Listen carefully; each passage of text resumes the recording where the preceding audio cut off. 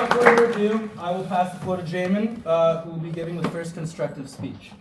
Great. And do I have access to the slides for that? Yeah. I was just going to offer that this will be the format of the debate. So we're going to do 8-minute constructives, and then everyone will speak again for 4 minutes. Here's the clicker. Okay, so I just click to the right. Right. Okay. All right, very good. So the first thing I want to talk about is a broader context for this entire conversation. How are we doing, Marcus, on audio? Is that clear enough? Yeah, you should be good. Okay, all right. The broader context is this. Everything we're going to talk about tonight, I'm going to put in a bucket or a basket that's called ending prohibition for the sake of, and there's all the usual suspects. All the human rights issues, all the environmental issues, the constitutionality of prohibition, it's unconstitutional, et cetera, et cetera. So let's put all that in a bucket called prohibition, right? Pros and cons. We'll be talking about all that.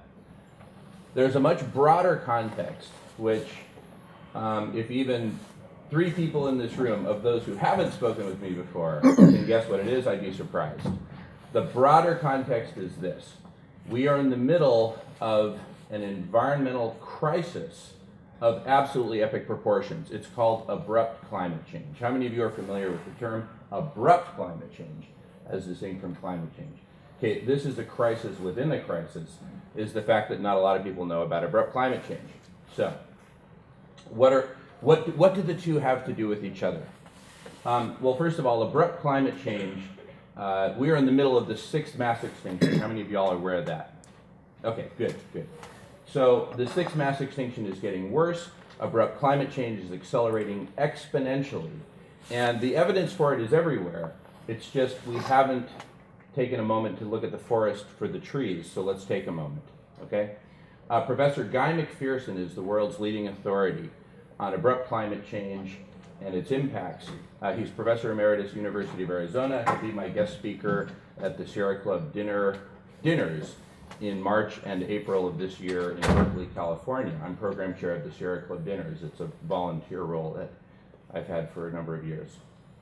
And there's a lot of great stuff on YouTube. So if you come away with one name from tonight, let it be Guy McPherson, and please check out his stuff.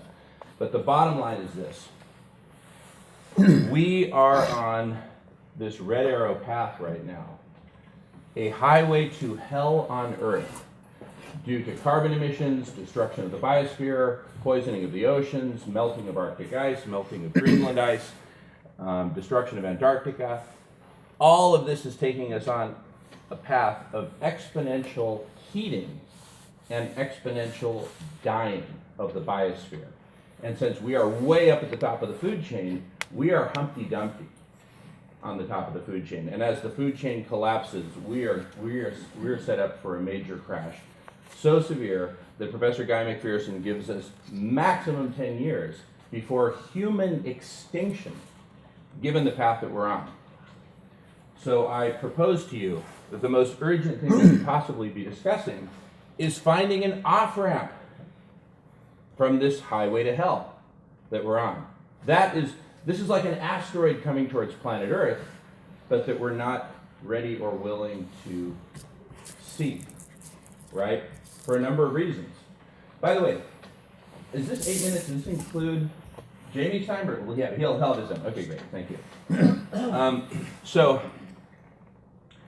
we need to find an off-ramp from this highway to hell with absolute urgency. There is nothing more urgent than that, okay? And as I mentioned, most of us are not ready or willing to see the reality of this asteroid coming toward us. There are a lot of good reasons for that beyond the scope of this 8 minutes. But the bottom line is this. We primates called human beings, we're not built to understand big planetary things, much less take action towards them, right? What are we built to respond to? We are built to respond to a number of things, sex, food, hunger, thirst, things like that. But things that will actually organize us to take some positive action in a collective direction with urgency. The top of the list is this. And I'm going to say it in caveman terms. Jamie, the enemy tribe coming to kill us and steal our women. Let's get them. Right? That motivates us into action, collective action. Okay, I didn't write the rules, but I am playing to win. Win at what? The game of survival. So, if that motivates us, we need an enemy tribe. We need an enemy tribe to go get. How about criminal drug cartels? They've killed hundreds of thousands of people. They do human trafficking. They literally steal our women. And they're killing us with their dangerous drugs and their business practices. And as Detective Gilchrist will tell you, there is a very easy path towards getting rid of criminal drug cartels. I'll leave that to him. Here's where I'm going from there. Once we follow that path and get rid of the criminal drug cartels, we will amass massive political capital and social capital. We'll cash that in to expand the mandate to ridding the world of all forms of organized crime. That's a whole other trajectory. That'll get us even more political capital and social capital. We cash that in to expand the mandate one more time to include organized crimes against Mother Earth herself. Organized crimes like the automotive industry. Our entire set of living arrangements is an organized crime against Mother Earth. We need radical transformation, but you can't get there from here unless you take a viable path. This is the off-ramp I propose, in addition to all the other reasons that will be discussed for why we need to end prohibition and get rid of the drug cartels. So, just a brief tour for what this might look like, taking us towards a whole world. We need to get rid of nuclear. As the planet heats up, whole parts of Mother Earth are going to be absolutely unsustainable, and we've got a serious threat of Fukushima times several hundred.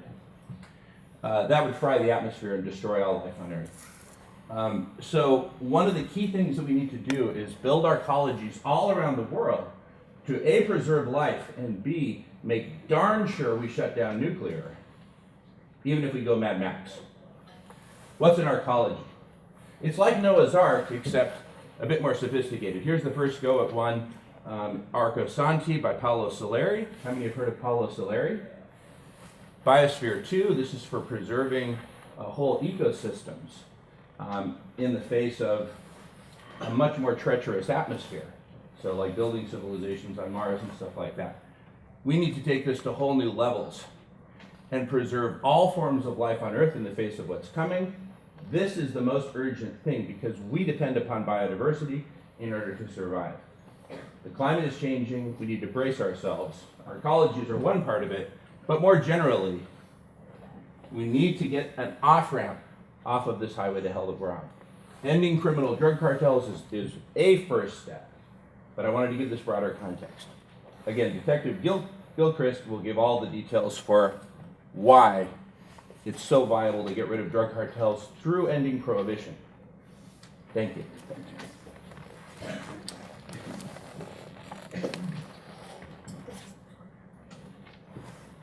Oh, thank you. Here's our format.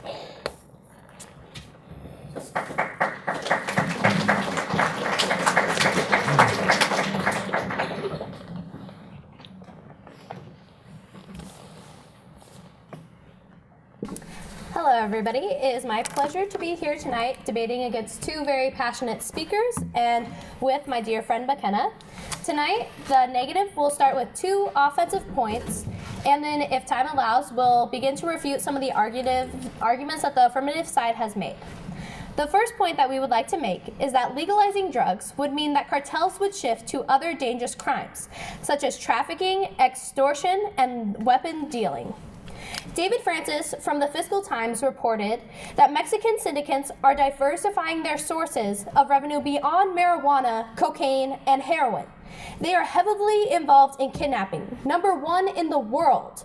Extortion, prostitution, migrant smuggling. Nationwide legalization will increase drug cartel violence in new markets. Another thing that we would have to worry about when there is a shift away from drugs being sold by cartels is cartels will just shift to weapons trafficking, providing services to terrorists both here and abroad. Crouch Morris, the International Secretary Program Fellow at the Beffler Center for Science and International Affairs at Harvard, reported, as cartel revenue streams become increasingly diversified, the drug trade is becoming less and less important. In fact, the prospect of the DTOs selling their services to terrorists, say by transporting weapons of mass destruction across the US-Mexico border, has begun to frighten analysis both inside and outside of the government. Whatever your opinions are around the gun debate, you can agree that black market weapons could not help our country in any way. They would only cause harm to people and to the economy. In addition, this means that we aren't actually getting rid of drug cartels, but rather just changing the markets that they operate through. This means that there isn't any political capital gained or movements gaining all of this momentum because the same cartels would still exist, which means that we aren't actually taking a sidestep off toward the whole world, but rather we're still on the fast track to hell on earth, just in a different form of organized crime, since the same cartels would still be able to exist. The second point that we would like to bring up in this debate is legalizing drugs would only help the rich become richer, while the poor would continue to suffer. We have been putting communities in color into jail for the past 50 years for selling drugs. And now rich white people will have the opportunity to profit from selling drugs without consequences, while those same communities will continue to be addicted and targeted. Not to mention that street dealers would likely still be targeted and arrested for selling drugs technically outside of markets that would be set up by the government. The cannabis market alone is over a $40 billion industry. Businessmen have already been looking for ways to legalize to their advantage, and the affirmative plan would mean further exploitation of American citizens and an even bigger divide in our class system. In 2015, a group of investors, including former 98 Degrees lead singer Nick Lachey, attempted to legalize marijuana in Ohio so that legal cannabis could only be grown on property owned by people who paid for the ballot initiative. There would still be laws surrounding how people would be able to grow this, which means that only certain people would still be able to grow it, and there would still be room for the cartels to be able to come in and sell their drugs and make a profit from it.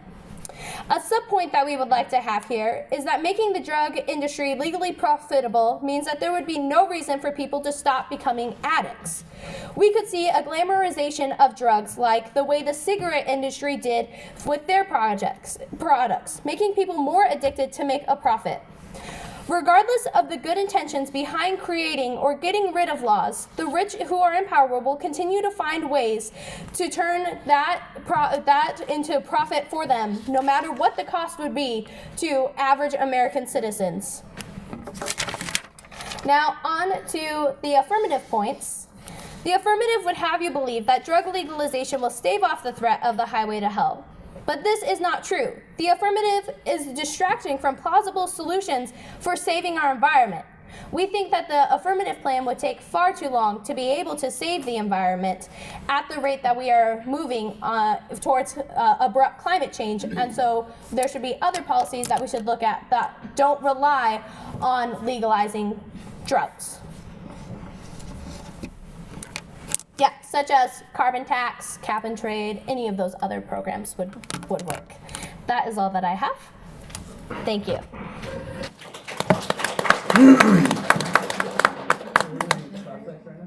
So right now we're going to be doing 3 minutes of cross-examination between both sides. So asking questions and such. So good. We'll let the negatives start with the questions, I suppose. Oh, you can have the first question if you would like. Oh, so I ask you questions? Yeah, we both ask each other questions. Okay, gotcha. But it has to be in a question form. Yes. Okay.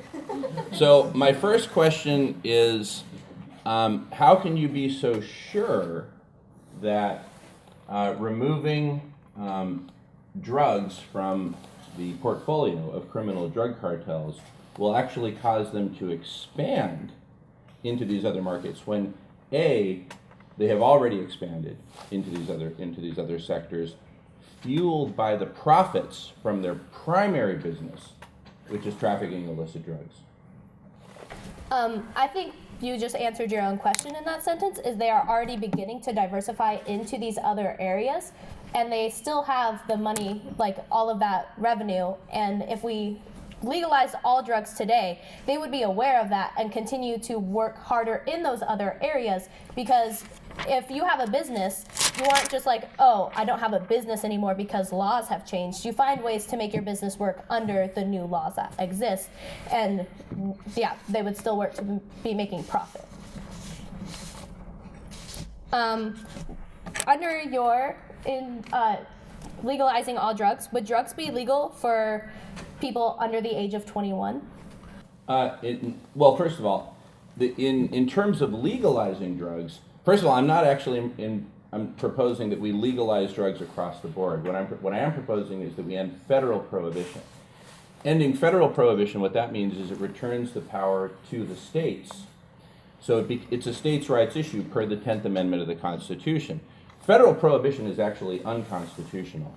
And so with the return of the power to the states, if the state of Washington wants to legalize, say, cocaine, legalize and regulate it, the state of Washington could determine whether you have to be minimum 25 to use cocaine, or minimum 30, or minimum 50. And the point is, it's entirely up to the states at that point, once you've repealed federal prohibition. Okay. I suppose that a follow-up question that I would have to that is, if it is illegal in some states, or if it is illegal in any capacity in some states, then how would you ensure that cartels don't just make all of their profit from those single states? Yeah. Well, so here's the thing. Let's say that the state of Mississippi, for just to give an example, they said, oh, we're going to keep prohibition. We're going to keep every drug illegal, right? With the same degree of penalty and illegality that we have today at the federal level, okay? Well, it is absolutely a certainty that criminal drug cartels would target the state of Mississippi. They would concentrate their efforts in Mississippi and other similar states, because that's where the opportunity is. You see, when you repeal prohibition and replace it with responsible legalization and regulation, which doesn't have to be for profit, mind you. There are other examples like state-run and state-owned pharmacies and drug dispensaries. Then you take the market away from the drug cartels. It's that simple.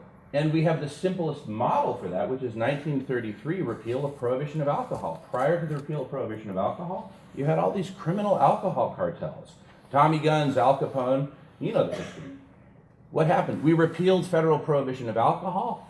Different states created their own. There are states where you can drink at the age of 18. There are states where you can drink, there's and other states that are very restrictive, dry counties and all that stuff. So, but regardless of how the different states sliced and diced it, none of them, in none of the 50 states nor District of Columbia, did they continue the prohibition of alcohol, because it was so inane, so mindless, so obviously damaging, right? Okay. What was the result? Can anyone name a single criminal alcohol cartel in operation in the United States today? Just raise your hand. They're gone. They disappeared with the repeal of prohibition. Now, I'm probably being a bit loquacious. That's fine. So we're on to the next speech then. Jamie. Go ahead, getting ready.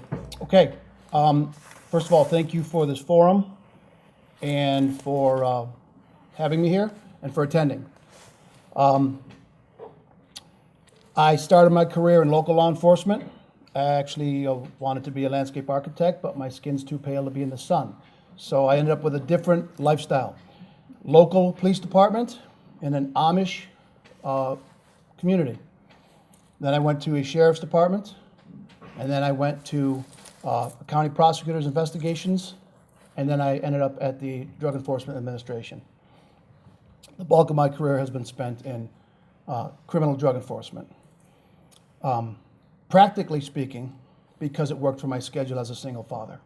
So I chose it because a crime is a crime. So that schedule allowed me to manage my children. In the course of my duties, I have come across tremendous human beings, fantastic people on both sides of the law.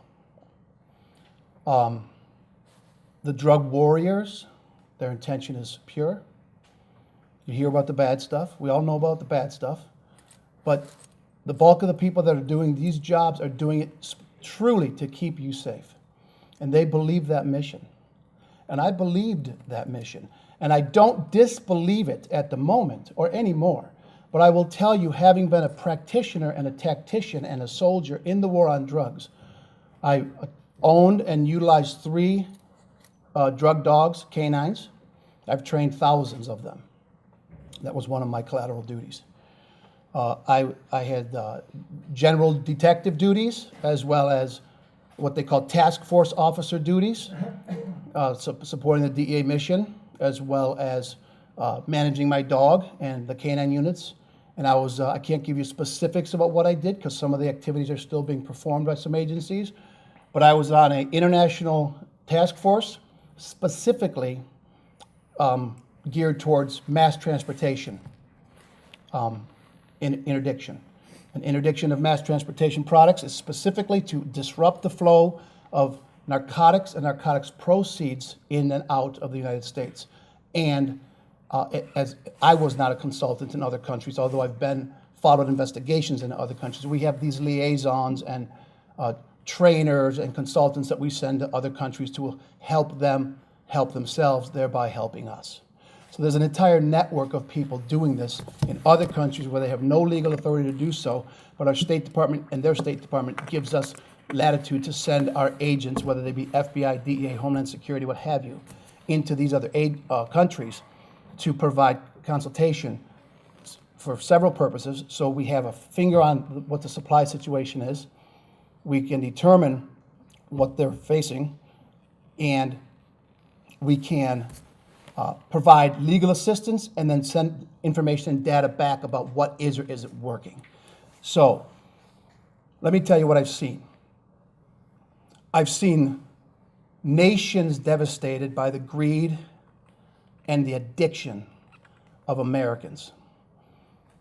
We have to own the fact that the drug war is a war on people.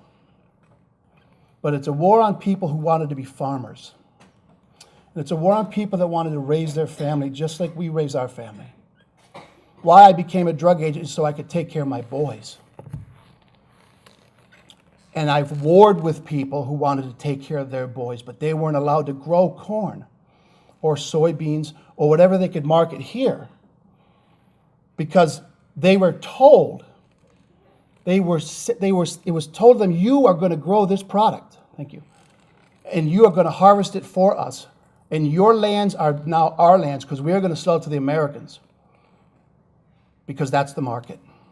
And if we legalized it, okay, or took away federal prohibition, as Jamie has recommended, possibly the states could come up with a better solution. Okay, he made the points. I'm not going to reiterate the points he's made. You can watch the video. But the reality is this, and I'm going to tell you just as straight as I can tell you. You may or may, it might be new to some of you folks. I'm 53 years old. It's not new to me, the word narco-terrorism. What that means is the narcos are funding the terrorists. And I don't know what paper they're talking about from Harvard or Yale, but I know when I was in Costa Rica and Nicaragua 27 years ago, this was the reality. So if it took 27 years to get to Harvard to get to her desk, so be it. But that's not new information. This is old data. And the government is addicted to this project, and we the people can do something about it. We need to have pharmacists mixing these compounds for our youth. We have a war on drugs that's 45 years old since President Nixon installed the DEA, and they are doing the best they can do, but it's the wrong mission. The problem is very clear. It couldn't be clearer. 45 years, guys. and there's more opiates and more dead kids in this country than ever before, and the price of narcotics is not markedly increased since 9/11. So you tell me, what is happening? How is this working? Where's the improvements? Anybody speak up and tell me what part of this war on drugs has made the country a better place? And what about our neighbors? What about the farmer in Ecuador? We got a president running around saying, don't let them hop over the border. They're hopping over the border because we've decimated their country since 1960. Their countries are shot. Their school systems are shot. They can't pave their roads because the vacuum of our greed and our need for our addictive substances is sucking the life out of these nations, and we sit here acting like it's not a problem. It's a significant problem. And if you're not sure if it's a problem, you should get on a plane and take a trip. When was the last time someone said, I'm taking a vacation, I'm going to Quito, Ecuador, okay? No, we send missionaries there to help them with their problems. If drugs were available, readily available, as alcohol is, maybe in that same clinic where you go to pick up your heroin, you can see the doctor every day, and you'll check with your psychologist, and maybe some of the addictive problems that we're facing that is fueling this rampant destruction of the best of all of our countries, and us too. We're lucky to be here right now. Maybe if we could get people to come in up from the dark and manage what they're putting in their bodies, and tax it, and monetize it, and harness it, and take the drug cartels out of it, remove the business model, and maybe we can use the money and the profits to help people understand to get off these products and to give them the psychiatric and care that they need. And they're masking their pain with the drugs, and that's the root of the problem.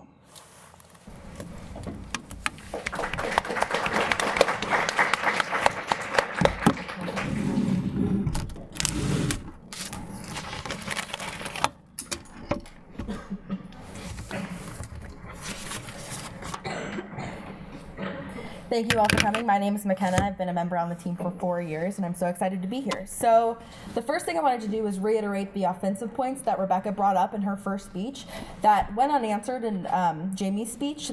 The first one being this diversification of revenues that cartels will turn to. I think that it didn't really go answered that when you take away the drug revenue, they're going to turn to other things. They don't just disappear. You have to think about what they will turn to. These are millions of people's livelihoods that they're not just going to go and get a new job. They're going to find a different way to do that job. They're going to start trafficking guns. They're going to start trafficking more people, and they're going to start doing even more extortion within the state governments that he mentioned are devastated. It will only lead to a bigger impact of harm if you end up trying to do the affirmative. So David Francis wrote that Mexican syndicates are turning to these things because the drug revenue is already decreasing in the current status quo. That means that the negative team has the proof that that will happen in the future. And if you take away all of that drug revenue in the United States, that will lead to even more bigger transition to those other forms of revenue.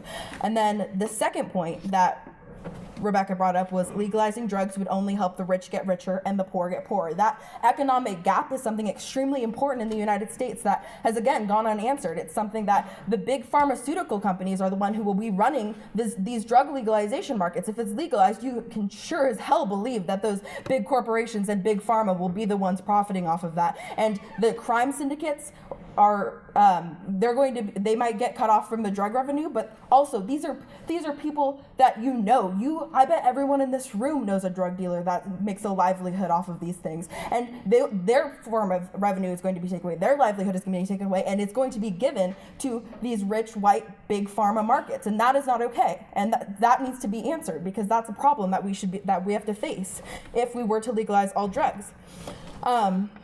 the cannabis market alone, again, is a $40 billion industry, and it is absolutely false if you believe that big pharma and big corporations won't be profiting off of the legalization of drugs, because that is the first thing they're going to do if it gets legalized. You've already seen, Rebecca brought up a point that in Ohio, when they were pushing for the legalization of marijuana, the people proposing the bill specifically wrote in restrictions so that the land usage that you could grow marijuana in Ohio on would only be for certain corporations that sponsored the bill. Right from the get-go in the Ohio marijuana legislation, you already saw corruption, and that is going to be something that is continued in the whole nationwide setting, and that should be looked at too. And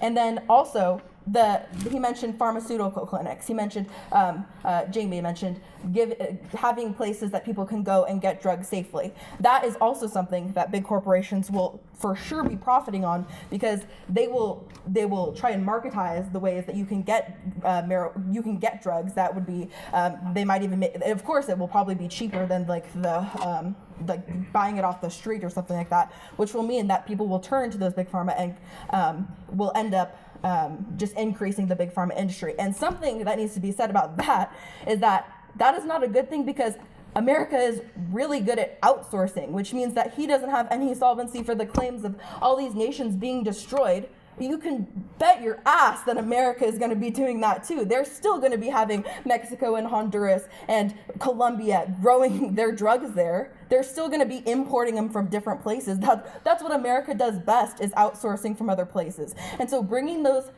into America is still going to be happening, meaning that legalizing drugs probably won't lead to any kind of other countries benefiting and their societies getting better. That probably won't happen if you legalize drugs. Also, the other point that was brought up was the terrorist point of narcos funding terrorism, and that is answered by the fact that will probably increase again under legalization of drugs, because citizens will, cartels will have to diversify their income, their revenue streams, and so they'll probably turn to more terrorist activities like weapons trading and human trafficking so that they can make up for that, meaning there's probably going to be an increase in terrorism and an increase in overseas terrorism. They're probably going to have to go overseas way more, seeing an increase in terrorism from other countries coming into North America, meaning that, again, a legalization of drugs will lead to an increase in the problem. And then, on the clinics point, they didn't really answer the point about the minors, and I think that's something that should have to be answered, because I mean, my assumption would be that anyone under 18, probably under 21, wouldn't be legal for them to take drugs, correct? Well, 9 out of 10, and this is the National Center for Addiction and Substance Abuse, also known as CASA, they say that 9 out of 10 people become addicted before they turn 18 to these substances. And so there's also a solvency problem in the fact that these minors are going out and getting addicted to these drugs, and they're not going to be able to go to a clinic and do it. So they're probably still going to be able to go out on the street and find substances to abuse, and that will still cause the addiction problem in America. We see that 9 out of 10 adults who got addicted before 18 means that they probably we're still going to have that addiction problem, because they're still going to have to find those drugs outside of the legal system, which will still be there. Also, the clinic thing has a big solvency issue, because a lot of people, they go to parties, they go to raves, they go to clubs, they go to these places in fun settings where you go, and that's where a lot of people first encounter drugs, and people don't go out to clinics to start drugs, they start drugs in places where they're, peer pressured or have the opportunity, and so those problems still exist, and that is still where the cartel market can thrive, and that has to go answered as well.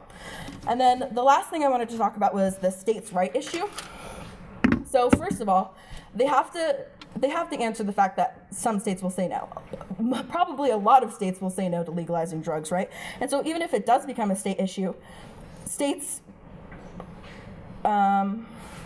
they lose a time frame solvency, because a lot of states, even if you buy that, they'll face a lot of pressure because cartels will flood their states, meaning that they'll probably have to legalize because they'll see it's working so well in other states. Even if you buy that, that would take years, right? That would probably take over 10, probably over 15 years for that whole link chain and realization to happen. And so this highway to hell is probably still gonna happen. We'll be 15 years down the road and worse off into the environment. So that's something that also has to be answered. At the end of the day, their method to solve the environmental problems in this country is not a good one. We should not be legalizing drugs in order to solve the environment. We should be creating ways like, we should be talking about carbon tax, we should be talking about cap and trade, we should talk about mass transportation, we should talk about institutional ways, infrastructural ways to solve that problem. And drug legalization is not that. That is why a negative ballot is probably the best way to solve the environment crisis. Thank you.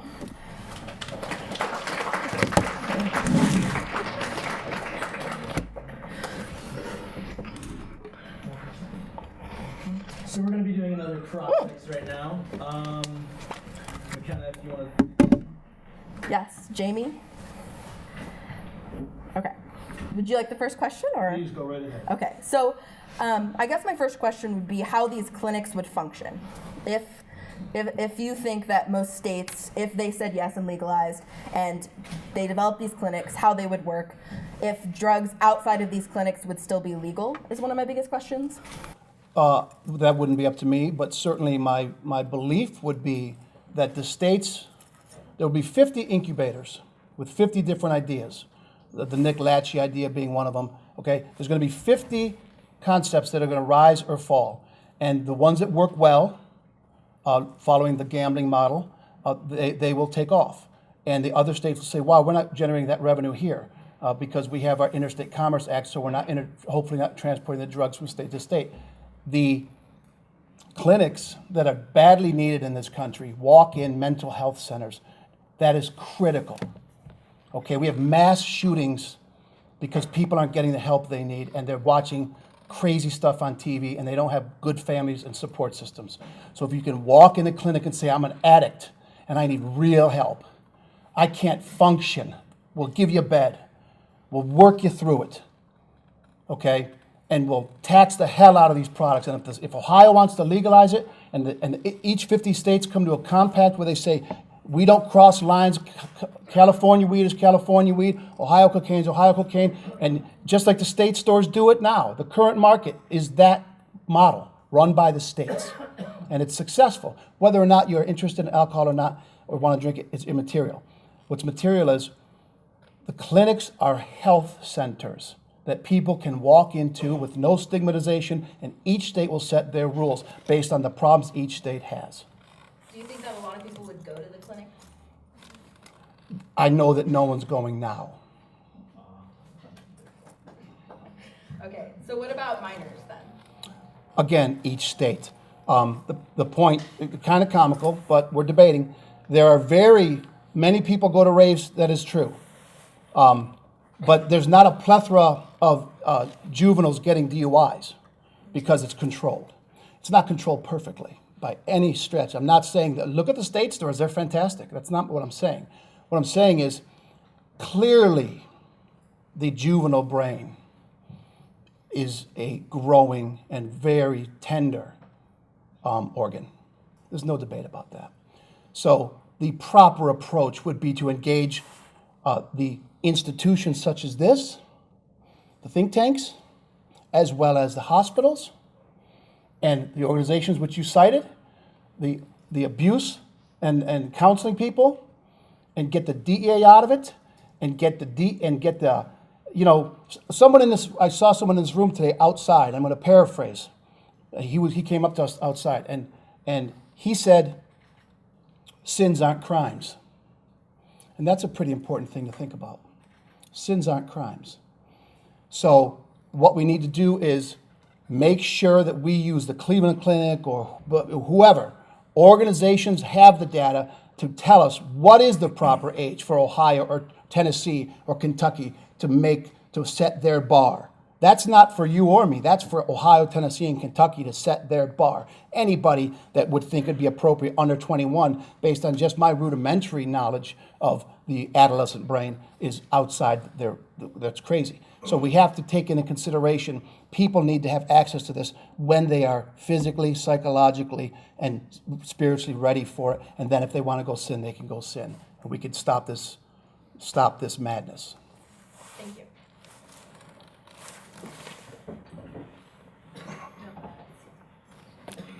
So do I ask questions or what's? You have a 4-minute rebuttal. Oh, just 4 minute rebuttal. Sweet. Okay. All right.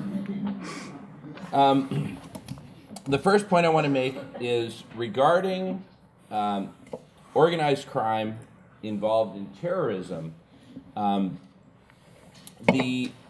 organized crime, the fact that there's been a growth in other organized crime activities while revenues in some sectors of criminal drugs have declined, that may be correlated, but it's certainly not causal. It is the wealth that these criminal drug cartels have generated from illicit drugs that has given them the power, the economic power to extend their reach to international markets and do trafficking of arms, for example. So it's quite ludicrous to suggest that taking away their main cash cow is not going to hurt them. That will devastate them. And we do a coordinated attack against the drug cartels by taking out prohibition, as well as along other vectors for shutting down their other criminal activities, such as whatever those may be. Another point is about, well, the rich are going to get richer because these are going to become profit centers for rich white people and all that. I'm actually not at all in favor of the illicit drugs that are currently illicit today, cocaine, heroin, crystal meth, etc. I am not at all in favor of making those profitable industries like the cannabis industry in the state of Washington, in which I'm a participant, full disclosure. I don't think they should be profitable. I think they should be government-run operations where the patient is treated as a patient. The addict is treated as an addict, not as someone who we can upsell and upsell and upsell and sell more toxins to. And in terms of the poor getting poorer, the part of the reason that we have this influx of drugs into the country is this was orchestrated by the CIA working with organized crime back in the late 60s and early 70s that got a lot of these channels set up precisely to devastate the Black Power movements and the civil rights movements that had gained so much momentum in the 60s. They're like, okay, how do we devastate these black communities? The answer was drugs and prohibition. Also, what the point Jamie made about criminal drug cartels funding terrorist activities. You see, criminal drug trafficking, that's a profit center. Terrorist activities are a cost. You have to fund these arms and bombs and whatnot with something. They are funded by the trade in illicit drugs. As regards minors, it's well known that in places where cannabis is illegal, it's easier for a 15-year-old to get a baggie of weed than a 6-pack of beer. Prohibition makes access to drugs easier for one simple reason. Drug dealers don't card. They don't ask for your ID, they just ask for your money. And as regards Ohio, look, these are a bunch of sociopaths in Ohio put together that bill. Shame on them. And I say shame on them. My dad, grandfather, and great-grandfather are all from Ohio, as is Jamie. It's a shame that they would put together such a ludicrous proposal. We need to keep profitability out and treat patients as patients. Those are my points. Thank you.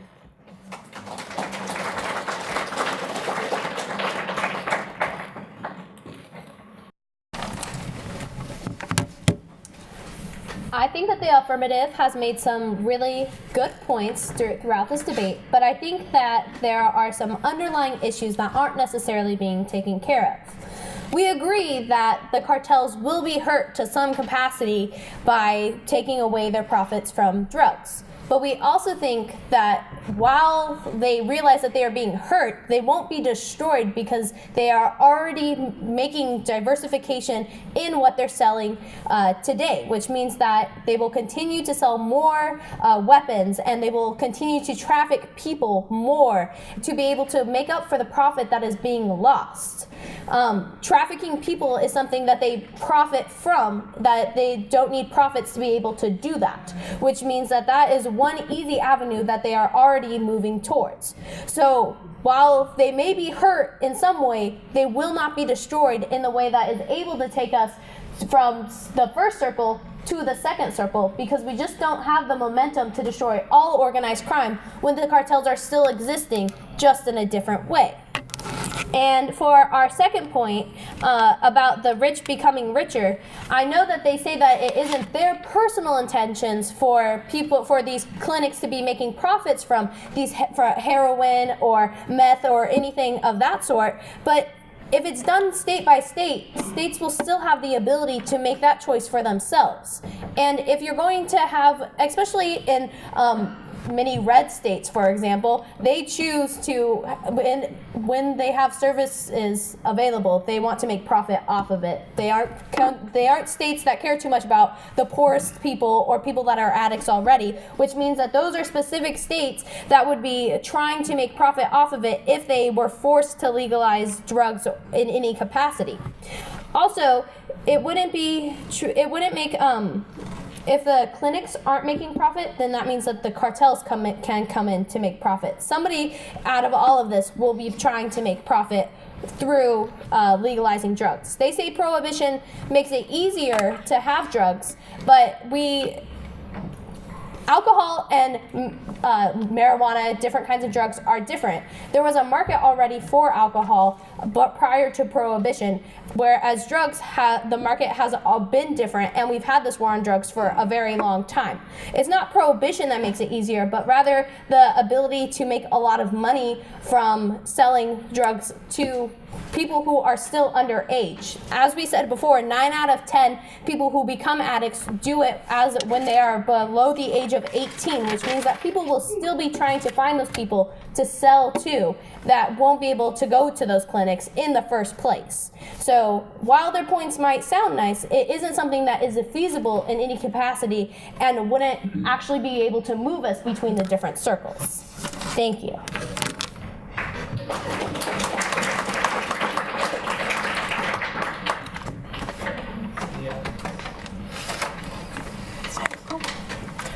All right, we have everyone gets to question each other period now.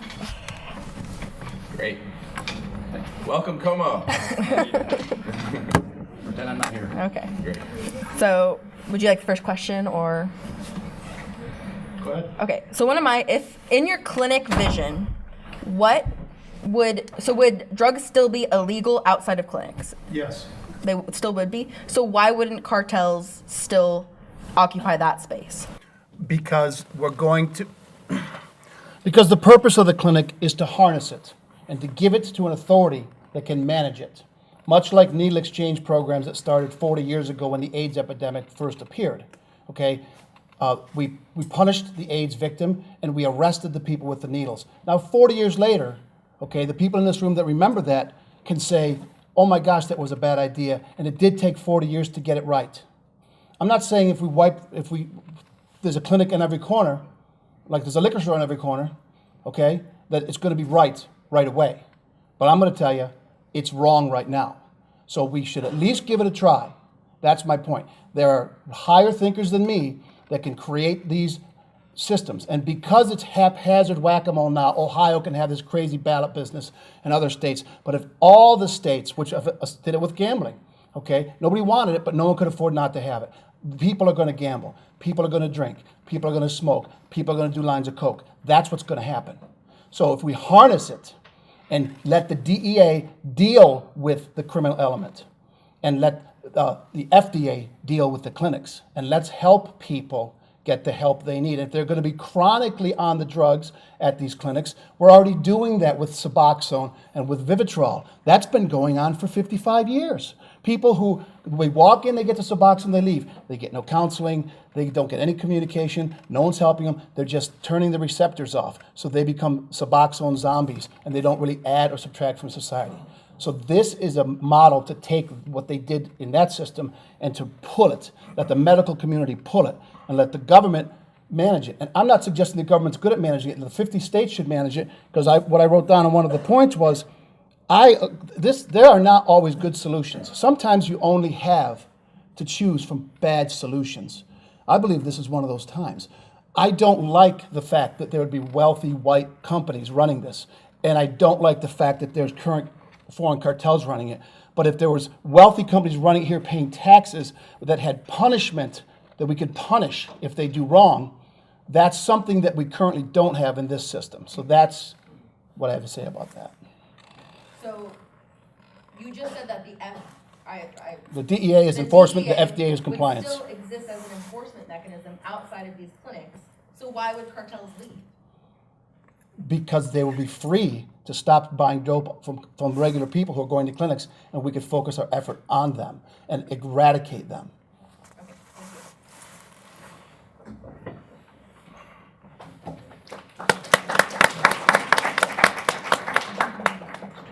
thank you. Pardon me? Jamie has the final speech. I have the final speech. How many minutes? 4 minutes. That's not enough time. I understand I'm in a debate forum, and I'm a poor debater. So I'm going to plead to the humans on this rock in this room. And my plea is simple. Their points were well researched and fine, and I can't even debate almost anything that they've said or cited. Okay, I haven't read it. It's surprising, and it's intriguing. But I submit that it's irrelevant. There's a problem to solve. There are people in this room who have lost friends who are dead. A family member of mine was on heroin for 4 years. You know, the landscaper's lawn is never mowed. Something has to be done about this. And I'm going to say this about that. Anybody in this room under 30, this is your job. My generation created the problem. We created it. I did my best to do what I could do to impact each individual life. Like the man who says to the boy after high tide, he's throwing the starfish in the ocean, and the old curmudgeon goes by and goes, what are you going to do? You can't save them all. And the kid goes, but I can save this one. And that's what I did. Case by case, person by person, conversation by conversation, interview, interrogation, search warrant by interview, interrogation, search warrant. I've changed lives. I've impacted lives. But that business model isn't working. It's out of control, folks. Opiates, marijuana, regular drugs. Nobody in this room can say they don't know anybody that can get them drugs. Nobody in this room can say I don't know anyone that can get. So the war on drugs, in my opinion, is not an abject failure, but it is time to reevaluate and say this business model of the war on drugs by our federal government needs adjusting. I submit that we try something completely different, folks. If every time you buy a pizza, it's burnt, you switch pizzerias. This is not rocket science. We have a 45-year window that we can examine.